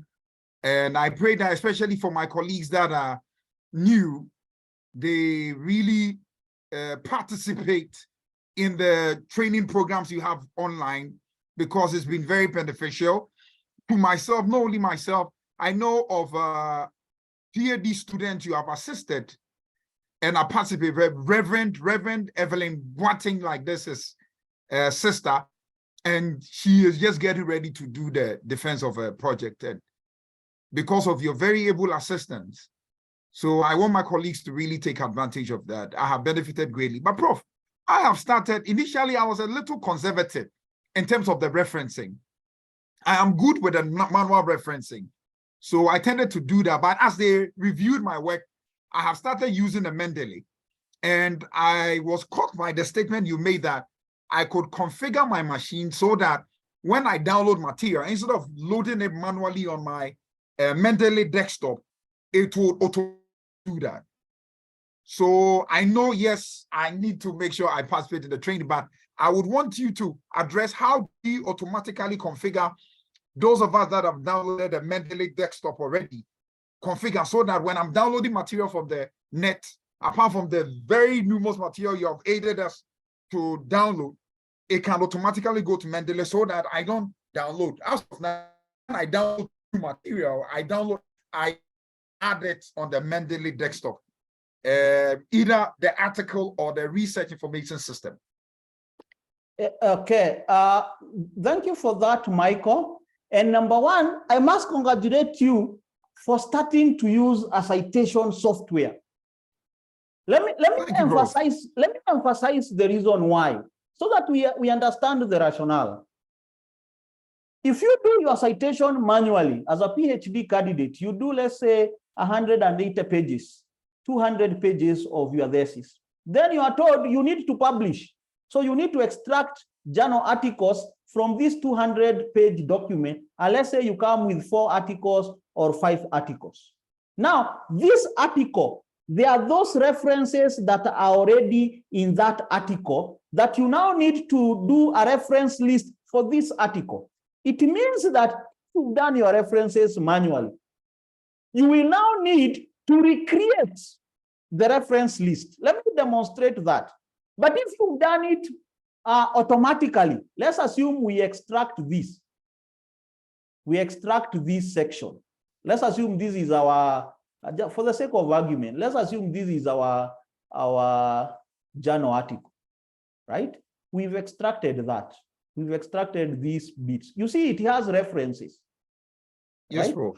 So if you are doing it manually, then you will need to come and now create your reference list manually for this journal article. But if you are done it automatically, you just need to come and click references, and you click on it and it generates reference for this particular article, which makes it easy to deal with. Remember also, as you are writing, you will keep on adding content and removing content and all that kind of thing. Now, if your list is manually, then it means you need to keep on tracking which section have I removed and which articles or which references did it have, so that I go to my reference list and remove them. Those are the challenges that essentially you're going to face. Now, for those of you that are in academia, the lecturers, I know you also know that there are even softwares that now can counter-check your references, right? Maybe you missed a comma somewhere or you missed a full stop somewhere. There are all those softwares that now you can run through your reference list and your thesis, the entire document, and it can tell you this one, you've missed a comma here, you've missed a full stop there, and so on. But now let's address the issue that Michael is raising very fast, so that I can pick other questions. Michael is saying that if you already have Mendeley, so this is Mendeley, right? If you already have Mendeley, and we want, as we are downloading, the content automatically is able to be uploaded to your Mendeley. Remember, we are using Mendeley desktop, not the Mendeley reference manager, Mendeley desktop. For me, unfortunately, I have not been impressed by the Mendeley reference manager, despite it is supposed to be a newer thing compared to the desktop. Now, let me go to my desktop first. I don't know what is on my desktop. Let me first minimize that. Okay.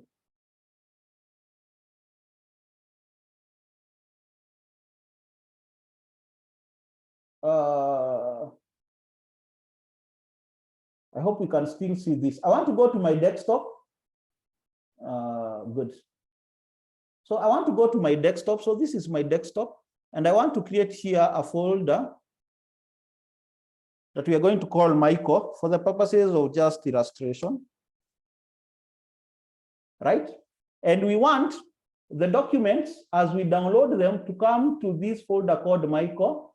And as they come to the folder called Michael, they'll be uploaded to our Mendeley desktop. That's what we want to do. Where you put this folder is up to you, whether you want to put it on your drive C or drive D, wherever you might want to put it is all up to you, dependent on your machine. Now, the first thing is on the Mendeley. So this is the Mendeley desktop. So I'm going to go to File, and you can see something we are calling a watch folder. So we click on the watch folder, and we want to trace that particular folder that we've created on the desktop. And here it is. We've called it Michael. And we click apply and okay. Right? So that is a watch folder we've created. Then we now want on this folder called Michael. So you see this folder called Michael. We want, as we download content from our Google Chrome, I'm using Chrome. I'm not a fan of Firefox and all those other browsers, but we want this document, as we download them, to go to Michael. So right now on Mendeley, we've said anything dropped on this folder called Michael, upload it to Mendeley, right? So we come to our Chrome and we come to this particular point, and you can see option for downloads. So you click on downloads. And when you click on the downloads, no, that's not where we need to go. We need to go to settings, not downloads. You click on the settings, and here we have downloads. This downloads tells you where your downloads are going. And what we want to change is we change them and we say, take our downloads to Michael.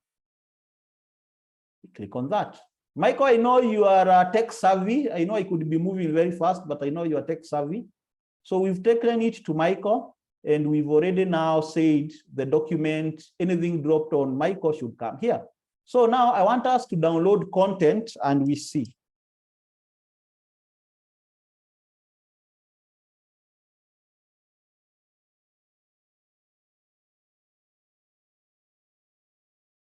So this is just a random journal. Don't ask me why I've picked on it. So these are 22 documents. So you click on them and let's say download. If we now go to Michael, you will see on Michael, there are documents that are coming here. Okay, so you will see there are these articles that are now automatically coming to Michael as they are being downloaded. And if you now go to your Mendeley, they will keep on being uploaded. If you look here, you will see it keep on changing. They will be uploaded automatically to your Mendeley desktop. So it's just a matter of configuring your machine, or your browser rather. Okay. So I hope that Michael is very clear. So let me go straight to the questions as we maybe move towards finalizing. There's someone asking for my number. So my number, I'm going to retype it there again. There's someone asking is there a payment plan for the PhD program? Yes, there is. For the 250 USD, because it is January and people are also taking children to school and so on. The members that are interested, you can be able to split it into two, so that you're able to do 150 USD. This particular immediately, and then maybe you can do 100 USD end of February. So I think that is mentioned. Are the mentioned software part of the package? Yes. The first thing when you pay is for me to configure the system. So I'm going to configure it myself so that I'm able to ensure you're able to mass download. You have Mendeley, we've set this mass downloading, you have POP, and so on. So that is the thing that we are going to do immediately. Then we have Beauty asking, when is the class likely to start? We are starting. That's why we had this open day to be able to remove the Christmas mood and the holiday mood, and we start. So the members that are able to make their payment even as soon as we are done, then for me would be to install for them the software.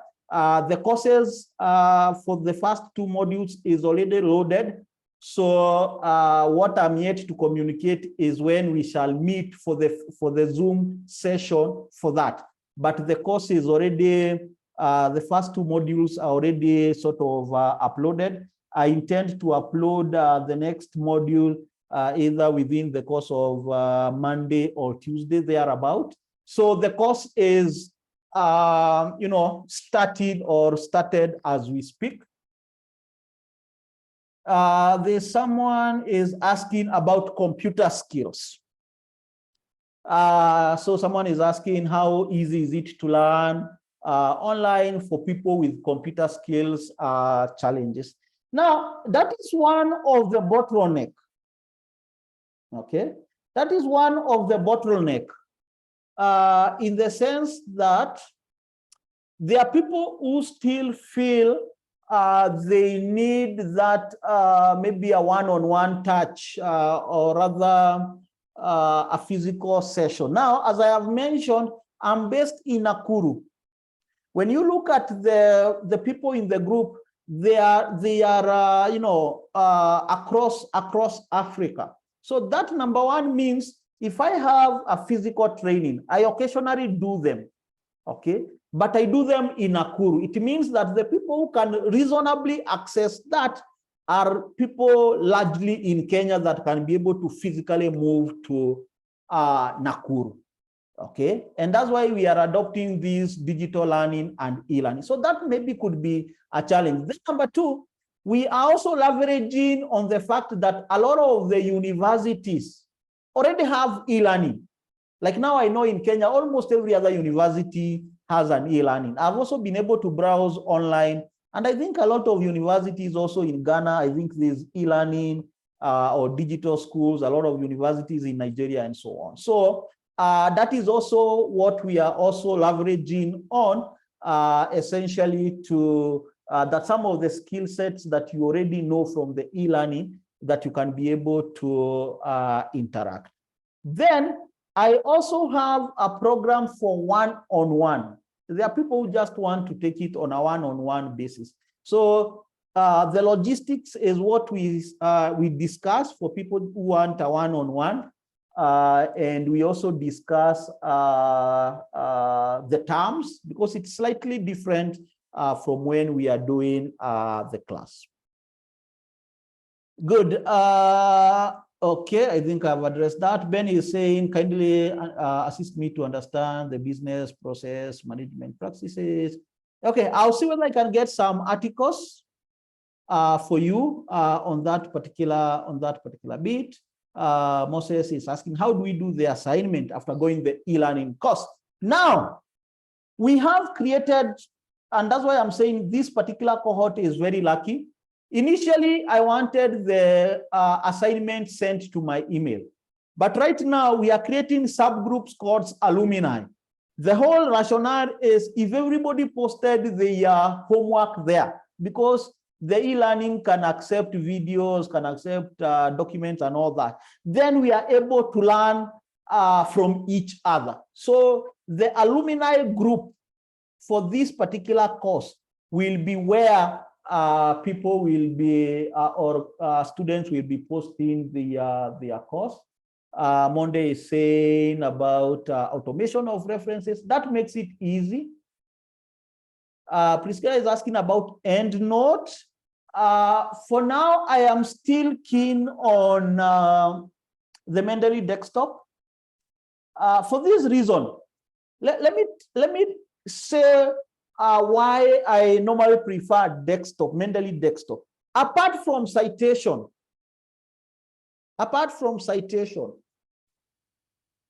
we shall be using the Mendeley desktop in the actual process of writing.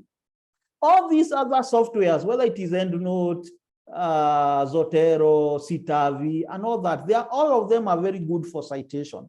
But we shall also be using Mendeley desktop in the actual writing, in what we call sieve and write methodology. Remember, we've said, if you look at my Mendeley, it has around 43,000 documents. At one point, it had gotten to around 150,000 before it crashed. What it means is, I can't read these 43,000 documents. So the reading methodology or the writing methodology, where you will find people in a library with a pen, and they read and they get a point and then they underline that point. Okay, and then they take those points, they write them in a foolscap. And then they get another book, they do a similar thing, and then they write in a foolscap. and then they go and sit in a cyber and have it typed. We are not going to do that. We are going to be able to sieve through. Sieve means if you are looking for financial performance definition from these 43,000, that's what sieves mean. You need to be able to very fast trace where that definition is. In other words, if you are interested in looking for financial performance definition, and it is on page 58 of a thesis. So the time you are spending browsing from page 1 to page 57 is lost in productivity. And that's why you find me having a preference for the maybe the desktop as opposed to the end note and the like. And then it is free. Okay. Then someone is asking about the masters. We shall have an open session for the masters. So this one was for the PhD. So we shall have another open day for the master students. MacBook, Dan is asking whether it works. Yes. So it does. Remember, the only thing we shall install is the Mendeley desktop. The rest we shall configure from the browsers and configure them to work on your system. So Catherine is asking, for some of us who are just in PhD, do you start from research, proposal, or how is the program? Catherine, if you are starting your PhD program, you will find that some of the skill sets, like now the mass downloading, are what you are going to use essentially to look for the books that you need, let's say in strategic management or in marketing, to write articles, because you shall be able to do a lot of article writing, and to make your entire process now a little bit easier as you go through. Okay. Emmanuel is asking how much is the cost. 250 USD, which we've said that you could also decide to do them in 2 bits, 150 USD and 100 USD end of February. Abdul is asking, sieve and write is not a software, it's a methodology. It's a way of doing things.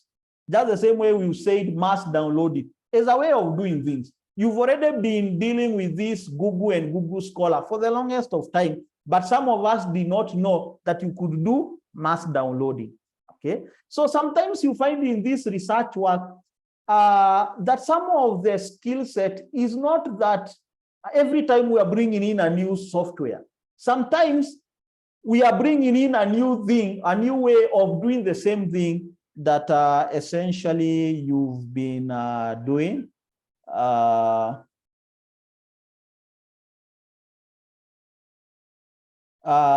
Someone is saying, are the payment made in bits? Yes, I've already said you can do 150 and 100 USD.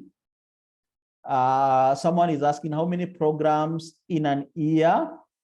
Now, those are some of the things that as of now, I'm still trying to finalize with, so that I can decide whether we have them quarterly or we have them semi-annually and so on. So that one is not yet finalized with. So for now, we have this particular session. Nyambe is asking, how do I register for this program? So there are 2 ways you can register. Either you can contact me or you can auto-enroll yourself. If you are tech savvy and you come here and click buy now, it's going to prompt you. If you have your username, then it's going to prompt you to do your username. If you don't have, then it will ask you to register. So if you are tech savvy, you can self-board yourself without me even being there.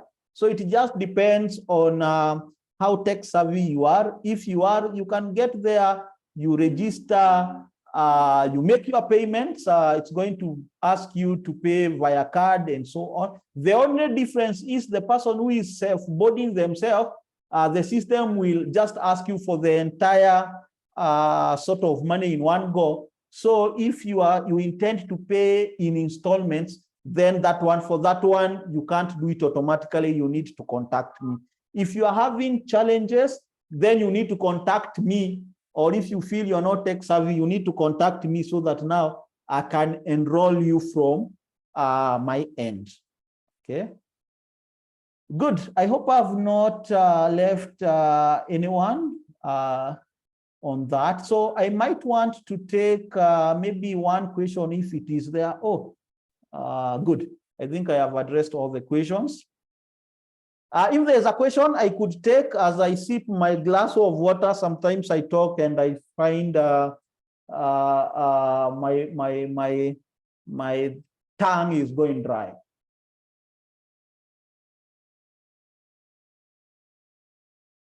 Good. So someone is saying, I share the presentation. Yes, I've already indicated that I'm going to put it on the e-learning platform. Where there is a subgroup PhD, that's where it's going to be. So you will need to log in and go to groups and look for PhD. The video will be placed there. Good. Someone is saying the discount. Now, I have said for the people who are able to pay the entire amount, then they are going to get a discount. Because when you pay on the system, and in the process of paying, you put the code, the coupon code. The coupon code is a means of getting a discount. Then it's going to give you a discount of 20% of this amount. Okay. Now, the people paying in installment, because of the time lag, then they may not be lucky because already they have some relief by the aspect of paying installment. But the person who is paying in one go, essentially they will get a 20% of that. So 20% of this could be, I don't know, maybe 50 USD, probably. Exactly. So I think I have addressed that. Good.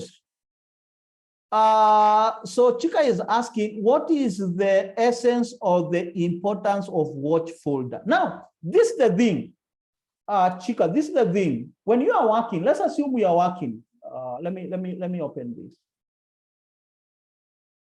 Let's assume we are working on, we are writing a document. So let's go to Google Scholar.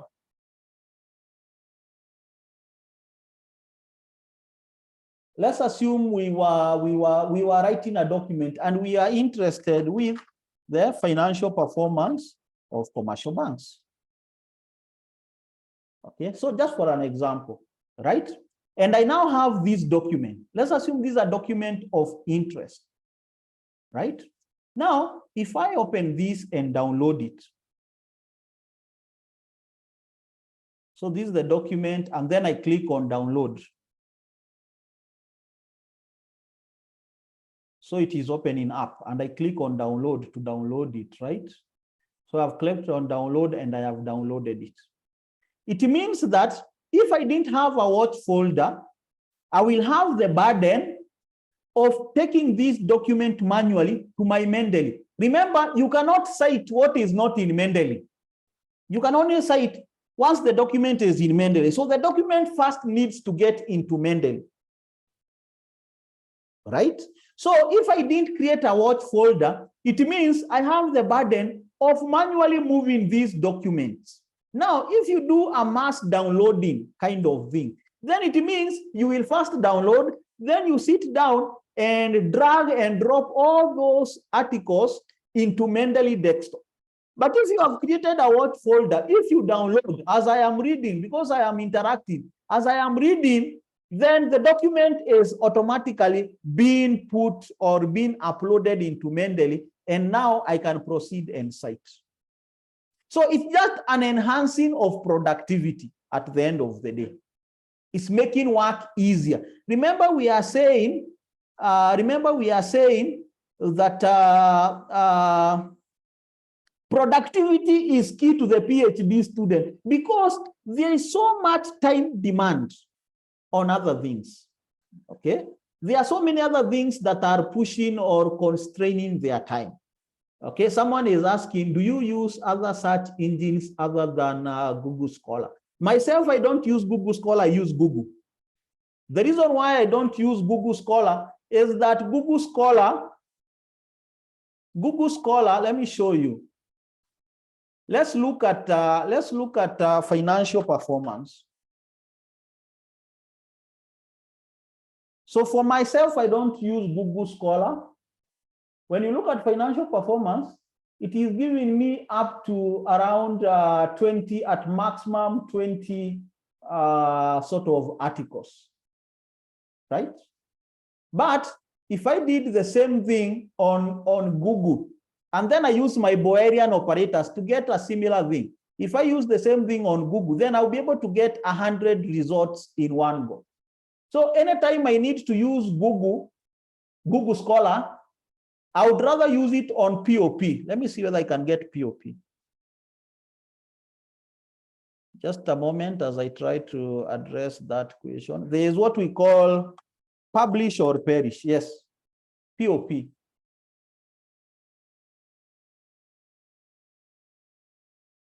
Wow, my machine has many things running. I'm not very sure whether it's going to open up. Good. I would rather use Google Scholar here. You see, it has Google Scholar.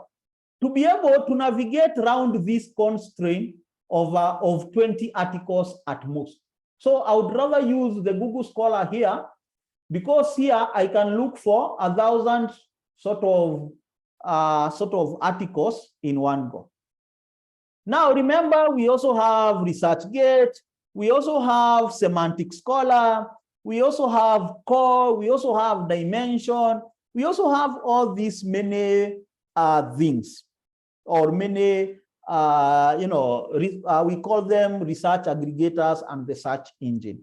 However, for people who will get into the course, I will show you how this Google, with a lot of Boolean operators, you can be able to do so much without even going to all those many search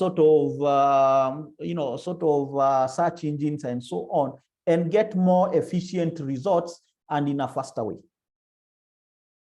Good. What is the C? Sorry, I was not clear when it is included. Yes, all these things we are saying, it is all of those are included in the payment. That's why I indicated that. Once you make your payment, I'm going to configure your machine.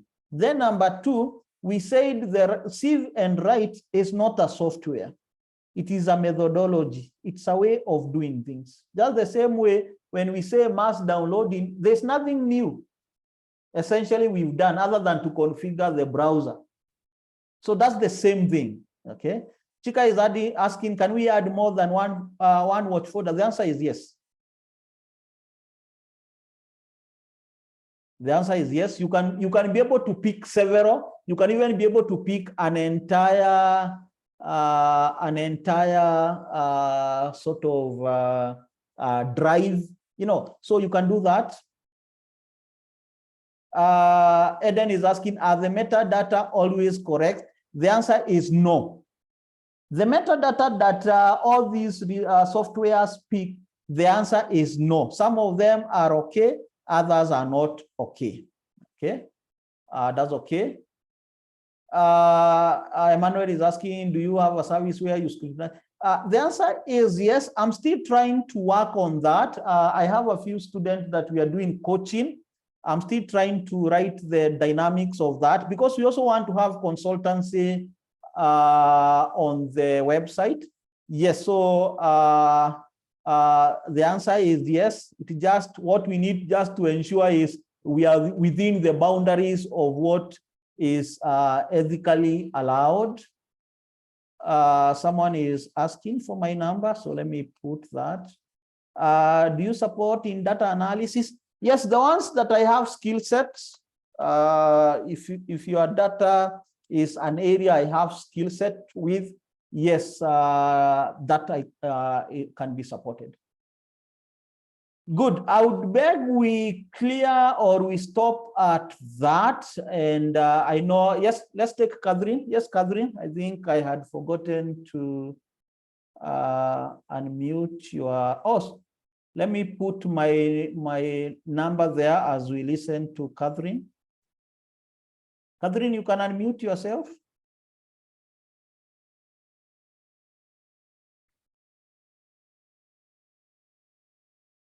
Hello, Catherine.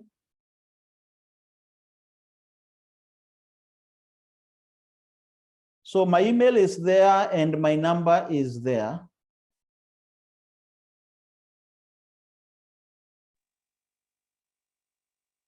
Catherine, your mic is up. I don't know that, or you hadn't put your hand right now. Then that's okay. Good. So we've come to the end of this open day. I want to thank each one of you that have been able to endure, I think, the 2 hours or so. I want to thank you taking your time, buying up bundles, sacrificing your weekend. I know it is a Saturday when people want to take a rest from serious things and have a rest. So I want to thank you for having taken your time, resources to be able to be here today.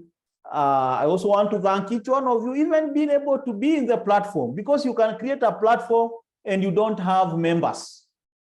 You can create a very beautiful platform and you have no members. So even being able to be part of the members, for me, that is also something to be celebrated. Being able to bring in your friends and your colleagues, that is something to be celebrated. Being able to interact, being able even sometimes to transact, to have a shilling there on my end and a shillings there. I also don't take it for granted.